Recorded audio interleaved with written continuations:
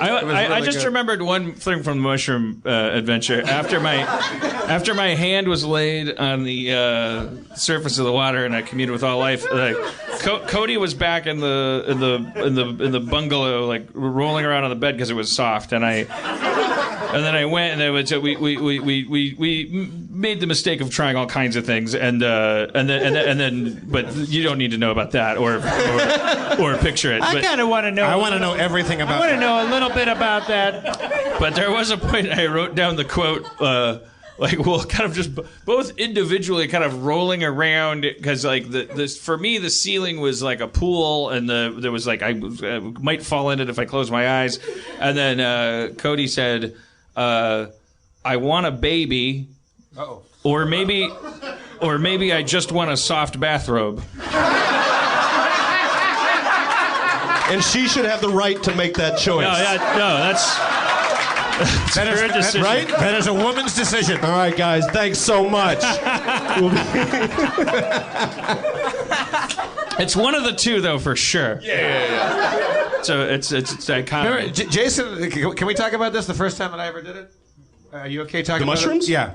Yeah, what do you mean, like sponsors and stuff? Yeah. Like my AA sponsors? Exactly. I'm fine with it. The first time I ever did mushrooms was, what was your friend's name? Mike Lucas. And the three of us, we did it, and we went to your apartment, and it was, am I correct Yeah. in saying that it was right on the intersection where Tupac was murdered, right? Yeah, Flamingo and Koval, yeah. Yeah. They'd cleaned it up since then, but yeah, it was... Yeah, that's where it was. So...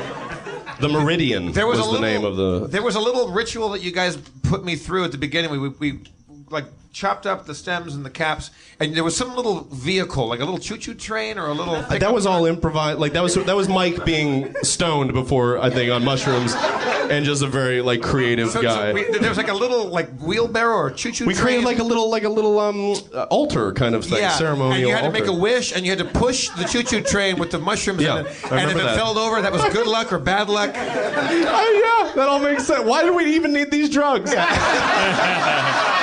What are we doing? We're fine. We're fine. Do zip zap zop and hit the town.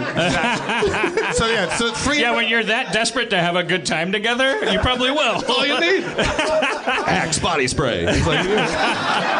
So for some reason, we do something really non-intuitive. We all go to the Hard Rock Casino, which is just a bunch of assholes. Oh my God, But we stood there in the Circle Bar in the middle of the casino, and I remember the three of us... Why is it called the Circle Bar? It's a great question. It's a good question. Fair question. Yep. Because it was named after Jonathan Circle. Who discovered it while chasing a bear. It's a circular bar in the middle of the casino, which is also circularly shaped. Didn't we end up calling it like the Shark's Nest or something? We had some weird name for it. Yeah, because, I had this... we stood there like a little triangle facing each other. At the Circle Bar. Yeah, right? Like three Something's squares. wrong with this picture. But people kept coming up to us. Why are you at the Circle Bar if you're in a triangle position? Do it as Bill Cosby. Why are you in the... I can't do it. All right. So... Excuse me. No, I can't do it. I'm sorry. People were like we were just laughing so hard and finishing each other's sentences, and there were moments when we weren't talking at all, and we were just like making eye contact and laughing, and I would say like, "What did you think I just said?" Yeah, and you would say exactly what I thought. It was a good hive mind going on for sure. So this guy came up and he had like a bad kind of a shiny shirt he bought at a Vegas store, and he kind of looked like he was having a bad night. And he was like one of the few people that came up to us and said, "Hey, is it okay if I hang out with you guys?" And we're like, why? Like, because you guys are having so much fun. We're like, absolutely. Like you can hang out. So he laughed and laughed and laughed. Then we stood by the near the bathrooms. Were the trombones in the air? Yeah, saxophones. There's like a chandelier made of saxophones. And there's a dome, and so like you can hear the sounds from across the other side. Oh yeah, so if someone's walking that way, their voice hits the dome, and it sounds like they're behind you. You maybe have seen like a rotunda kind of. And we're laughing and laughing. And you were going nuts at this point, like. It was 6 hours of just like hysteria. The thing I was talking about today, because when it came up when I knew what you guys did yesterday, I was at this barbecue and drugs came up. Not that we had any, we didn't. But I talked about mushrooms, and the thing I talked about was that I remember really well. People walking to the bathroom, and then them walking out and being able to tell so clearly by like their aura, their whole vibe that they went and did cocaine. Like I swear to God, it was like oh look at oh she's pretty cute. Oh wow, there you.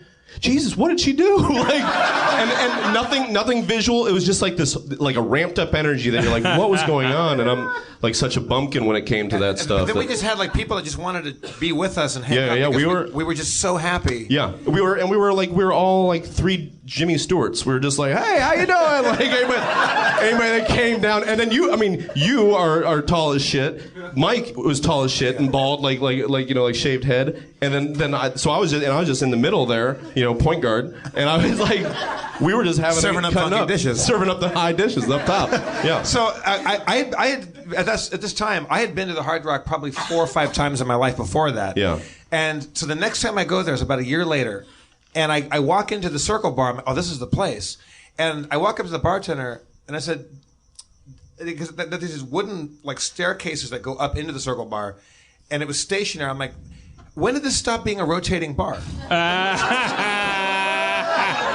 And the guy's like, what? I go, this used to be like a rotating bar. And he goes, no. I go, lawsuit? Oh, shit. Yeah. I remember because the lights would make you feel like you're like. And then there'd be a guy that was standing perfectly still, but in my mind he was going in a circle, like he was orbiting, like a planet, and then he would reappear over there. I'm like, man, these people just keep spinning around us. It was so great. My favorite time, you weren't there, but and I hope he doesn't mind me saying it, but I just think it's one of the funniest things I remember ever seeing. And I know the mushrooms help, but I think you'd be able to, if you've been to Vegas, you could picture this. Dan Backadall, who also did Second City with me in Vegas, a bunch of us got together. I think Jeremy might have been there. We were out in front of the Bellagio with those dancing, they call them the dancing fountains and everything. And we're all deciding, mushrooms basically is like, especially at Vegas, is like you go to a pack. You stand in a circle, you laugh at all the fucking crazy shit going on around you, above you, behind you, walking by you, and then you walk for 4 feet to say, okay, let's go somewhere. You get there, and then you're like, then it happens again. You know what I mean? Like, that's how we got there. We had 2 locations, the bar and then the saxophone. And we kept going back and forth to them. We were inside the Bellagio, and it was like fucking Marx Brothers. But you also adopt, if you're on mushrooms, you also adopt different, it's like, it's not just let's go back to the Circle Bar. It's like let's go to the cookie tree, or was it? That's what it was. The Shark's Nest. It was something else. The Shark Tank, or whatever. Everything becomes its own inside joke. It's like you're going around the Monopoly board like multiple times and renaming stuff. And there's like a group of 6 of us and 5 of us over here, and then all of a sudden we just turn around and Backadall is just watching the fountains, and we slowly start to figure out that he's pretending like he's their choreographer.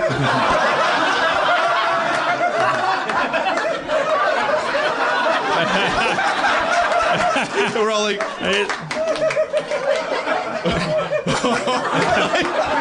and he's doing it for us, but I think he really was doing it. Like, it was so brilliant. And he did it for like the rest of like whatever fucking not Selena Gomez, what's her name, Celine Dion song at that point. This was the 70s. But my heart will go on, probably. It probably was, yeah, some Pavarotti song. It was so fun. That town's a mess. It needs it.